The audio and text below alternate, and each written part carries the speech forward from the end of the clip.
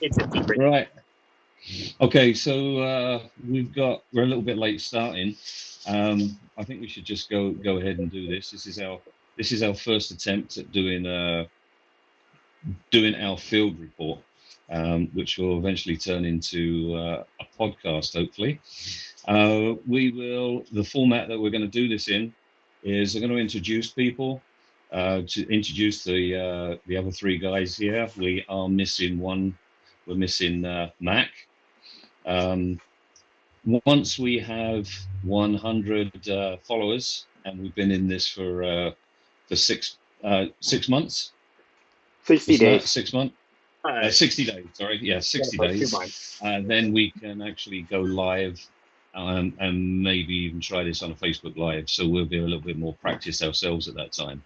So first of all, welcome to Lil-sur-mur Field Report.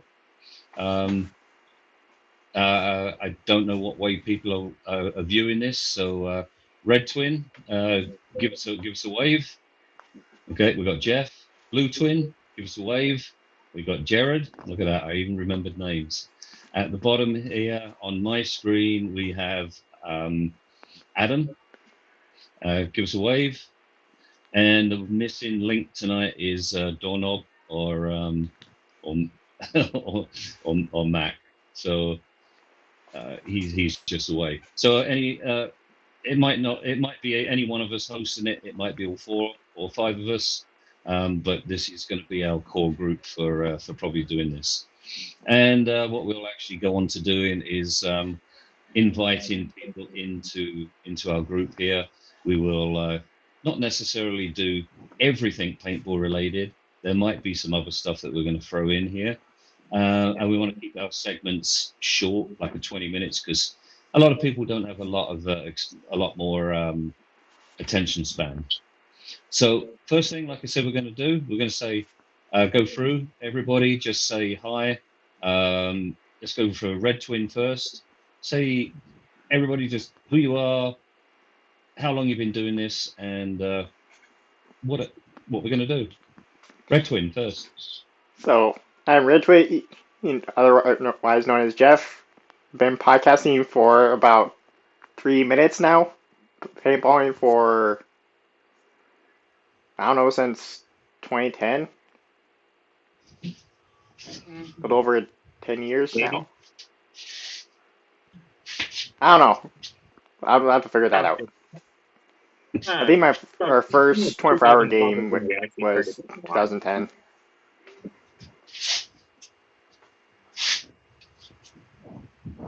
Is that all we're getting from you?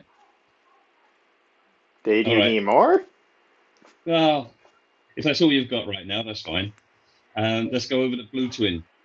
What have you got to say for yourself? So as you guys have heard, I'm the blue one.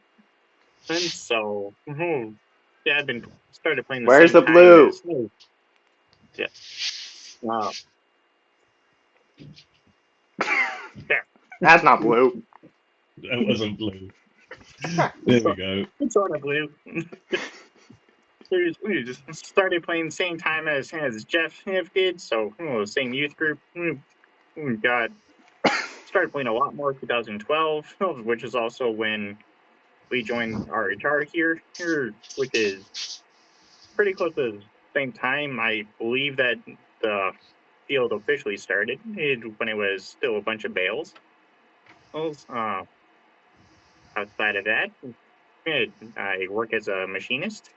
No, I will probably not make you paintball parts. Yeah. Hunting, fishing, they're kind of outdoorsy stuff. That's pretty much what I do. So it was paintball and shoot real guns. So that's pretty much it. There we go. We got a bit of feedback here because we're all kind of trying to spread apart a little bit. But okay, Adam. I'm Adam. I've been paintballing for a year now. Started 3 years ago and got myself some trouble. Didn't get to play very much then. Still in school, so don't really work too much. Yeah, that's about it. That's about it. All right. It looks like I'm probably going to do most of the talking on here, but you guys had better get used to it because, like I said, you're going to be hosting this at some time. With our Lil-sur-mur field report, we're going to try and cover what we plan to do, what our mission statement was. I will give you a brief history of and what my insight was for our town and why it's called this, called Lil-sur-mur. My passion is World War II. I've been back to the D-Day beaches a number of times, and you can't really tell, or I can't really portray the emotions and the feelings that it gives anybody to stand on those beaches. The first time I went back was the D-Day 50th celebrations, when a lot of the veterans at that time were still out there drinking and having a beer with us and telling the stories, and that's what hooked me then. From that time, me and my wife, we've been back a few times. The last time was on the D-Day 75th, and she wasn't a big history buff at that time, but she's got to know, with all the war movies and the programs that I watch and the history, she's actually come to love it, and she's been a big part of organizing our trips going back there, especially for the D-Day 75th, where we managed to host on Juno Beach. I should also point out that my passion for this, we might have lost Adam. We might have lost Adam, but then he'll come in here and he'll join us in here. My passion for this game, as I said, from the D-Day 50th, I was still serving with the British Army, and we went to the D-Day 50th celebrations, where in the Second World War, my unit did support the Canadians on Juno Beach, and we still have a tank that's on the beaches there, that my squadron goes back and refurbishes every year. Hey, welcome back. Welcome back. We missed you. Okay, so that's where that's my story. I wanted to recreate a D-Day situation, a D-Day beach, hence the Lil-sur-mur. Lil because it's small, sur-mur because if you look at all the D-Day beaches, they are all sur-mur, or on the sea is where the sur-mur comes from. So you have Courcelles-sur-Mer, you have Grey-sur-Mer, and just to name a couple of them. Our town, Lil-sur-mur, has set up with most of the key points that you will see on a D-Day beach. We have a beachhead with a landing craft on the beachhead. We have our first lines of defenses, which would have been the first lines of the German defenses, the trenches along the tops of the beachheads. We have gun emplacements. We have the blue base, is what we also call the chateau, which was the Montgomery's headquarters in the Second World War. Our church is the Abbey Ardennes, where 13 Canadians were murdered by the SS. You can go to our website at Army Paintball, and it's got a little interactive map on there, and you can click on the certain points, and it will kind of show you. It'll show you the interactive points that we've got on there, like fuel depots, Pegasus Bridge, the gun emplacements, the different landing points. So there, that's the kind of the history that we have there. If any of you guys want to chirp in at any time, just give us a wave, and I'll pass the talking over to you, just so it's not me doing everything. Anybody want to wave yet? Yeah. So if you want to check out our website, and if you're already viewing this on Facebook, our website should be linked straight to the Facebook page. That should be the easiest way to do it. Otherwise, if you're on YouTube, we can probably throw it in the description. I can put it in the description. Okay, so it's what, www.armypaintball.net, something like that. Yeah, that's correct. Yeah. Okay, so I don't know what the link is for the YouTube yet. You guys have kept that a little bit of a secret, but post that up on our Lil-sur-mur Field Report Facebook page. A couple of other pages for people to join. We have our Army Paintball Facebook page, and we also have our team page of Swift Current RHR. We named our team the RHR, which is the Red Hot Roosters. We came up with that because we wanted to sound like a military unit without taking the glory away from a military unit. So the RHR came from the Royal Highland Regiment. We have been endorsed by the Royal Highland Regiment Black Watch as well, which we'll show on another time as well. A little write up when we started our little mission here about 10, 11 years ago. They gave us an endorsement and a letter, and was mentioned in their regimental magazine, which we have on a plaque. So yeah, we'll show that at another time. What we kind of do, we have a couple of main games every year. We like to do a season opener, which is always around May, April time. That is open to any kind of play, any style of play, and we like to, because it's the beginning of the season, we like to invite rental players into that game as well. It's the sort of game, not just your regular paintball game. I like to say it's not just everybody go out and shoot them up. We do like to have a few missions. We like to put a little bit more behind our games than just the here's your gun, here's the balls, go out and shoot people. Okay. But we do open that first game of the season up because we want to bring more people into the game, and hopefully they will follow us throughout the year. Our second big game of the year would be our September long game, which isn't for the faint-hearted. We call it the Tactical Challenge, and it's a challenge for a reason. For this game, it's always going to be on the September long. The challenge consists of individual challenges plus team challenges. I'll give you here's some examples. Everybody likes to get together and show off their markers. Well, we realize that, so we want to do the things that other fields don't do as well, where we do a beachhead shoot, which is a ranging, and we got targets out to 110 yards, and at 40, 60, 80, 100, and 110. And you team up with a team member from the opposite team, and you do 5 shots per target. What's that? Go on, you want to say something up there? I thought it was just out to 100, but Is it out to 100? I'll have to arrange them again. 100. Yeah, we'll arrange them again. If it's 100 meters, it would be 110 yards. But yeah, we might have measured it out in meters before, but we can. I think people get the idea anyway. But that's the one. You score, or the teammate from the opposite team will score you.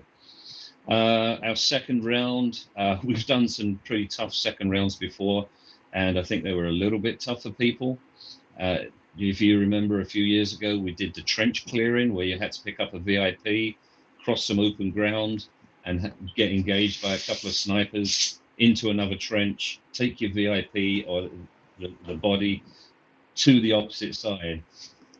It was only, what was it? It was maybe something like a 6-minute round. on average, I think was 6 minutes. The dummy probably weighed 20 pounds, maybe a little more. We did have a sandbag in there, but it wasn't full. So it wasn't super easy. But if it's easy, it wouldn't be a challenge either. So that's right. And the dummy actually wasn't that heavy, but it was probably the toughest 6 minutes. I think a lot of the guys have never come back, and getting across that open ground while getting engaged by a sniper.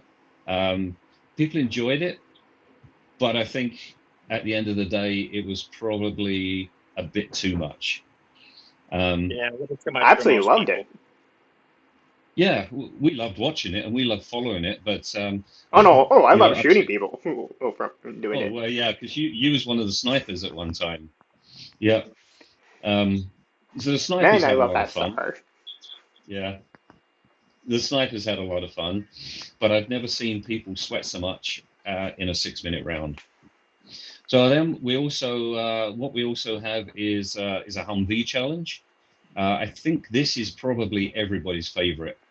We have the Humvee. We're out there. We have a team of 6. You drive around and you shoot hard targets that are around the field. It is a timed round, and we try and do a house breach as well. Nobody's had a successful house breach totally yet, without getting the full team back out, or even 1 or 2 of them out. I think this last year we came the closest. If you've ever seen anybody fall out of a Humvee as well, yeah, does Or it jump. happen? Or jump, yeah, they jump, fall. We have had that. That is, I think, by far everybody's favorite round. There's not a lot of paintball games out there that you can go out and actually shoot from a Humvee. Then we move our teams across to the arena, and we have a 5-on-5 in the arena, pistol challenges in the arena, a knockout challenge. This is also one of our games that everybody that attends will get a challenge coin, and our challenge coin is to promote the off-field the off-field camaraderie that we try to promote as well. Yeah, I knew you was going to do that because I don't have mine in my pocket.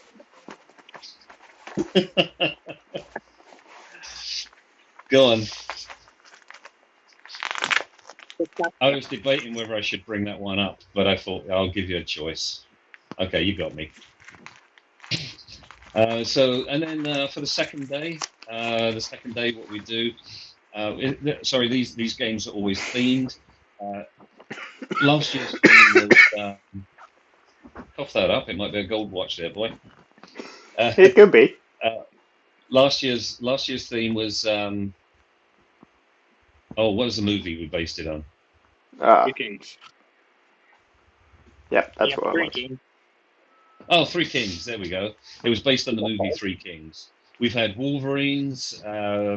We've had So we try and base it around the game, promote that camaraderie again, so that we can post it up and you get the gist of the game, and you can call in your team and sit around, have a few beers, or whatever you're inclined to do, and sit around and have a chat before you get here. So you've got an idea of how the game's going to be run as well. We're loosely based, I should say, around these. We haven't made up one for 2026 yet. We don't know what we're doing yet, but I'm sure it'll come to us. If you have any suggestions, please put them in the comments. Yeah, absolutely. What else do we do, boys? We also like to do a little bit of speedball. So we're not all just tactical. The twins here like to pick up a bit of speedball. Their speedball practices are on a Thursday evening. They will be running probably a game or a little bit of a mini tournament, pickup tournament on one weekend, but they will post this up. We've done that for the last couple of years, and then if there's not enough people that's turned up, that just has happened from time to time, they end up having a really good practice and just a fun day. Any ideas what you've got planned for this year? Haven't even planned any days out yet, so we'll post those up on Facebook when we do. I think we'll do 1, maybe 2.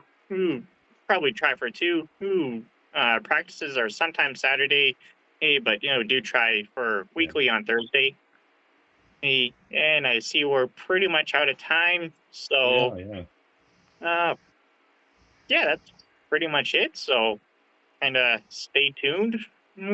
We'll talk about whatever we're doing on the field, whether it's field builds. Well, there's probably at least 6 events, I think, that we do. Yeah. Or we don't do 2 of them, but there's probably 6 events. Or maybe we just think something is cool and we want to talk about it. So Yeah. Interesting's fun. Yeah. We will talk about the airsoft events that come up as well, because that is something that happens on our field. We'll invite Dean and a few of his members along that actually run those airsoft events. And I think one night what we'll do is we'll have a 20-minute segment on those on that event as well. But I'm not that concerned if we go over a few minutes for the 20 minutes.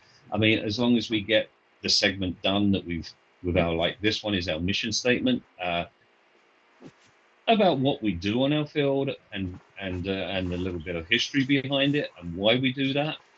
But if you guys have anything else that you'd want to add,